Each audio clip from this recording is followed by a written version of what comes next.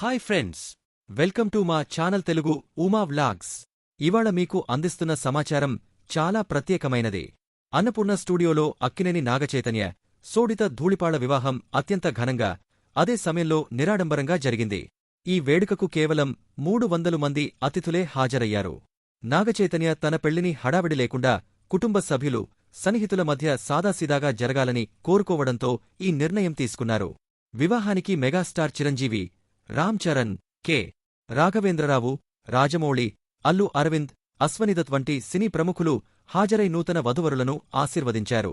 వివాహానంతరం నాగార్జున మాట్లాడుతూ, సోడితను తమ కుటుంబంలోకి స్వాగతిస్తున్నామని, ఈ కొత్త దంపతులు తమ జీవితాల్లో కొత్త ఆనందాన్ని తెచ్చారని చెప్పారు.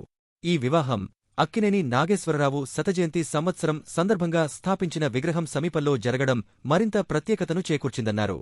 సమంత పోస్ట్ వైరల్గా మారిన వీడియో.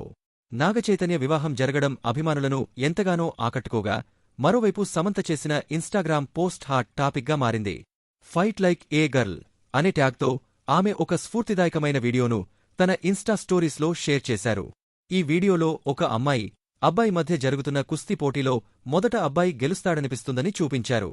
కానీ చివరికి అమ్మాయి పట్టుదలతో పోరాడి విజయం సాధిస్తుంది. అమ్మాయిలు కూడా ఎలాంటి సవాళ్లనైనా ఎదుర్కొని గెలవగలరని చెప్పడానికి ఇది ప్రతీకగా నిలిచింది. నాగచైతన్య వివాహం జరిగిన అదే రోజున సమంత ఈ వీడియోను పోస్ట్ చేయడం గమనార్హం. అభిమానులు దీనిపై చర్చించుకుంటూ ఈ వీడియోకు భిన్న భావనలతో స్పందిస్తున్నారు.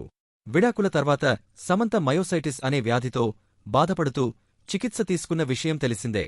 ఈ క్రమంలో ఏడాదిన్నరపాటు ఆమె సినిమాలకు దూరంగా ఉన్నారు.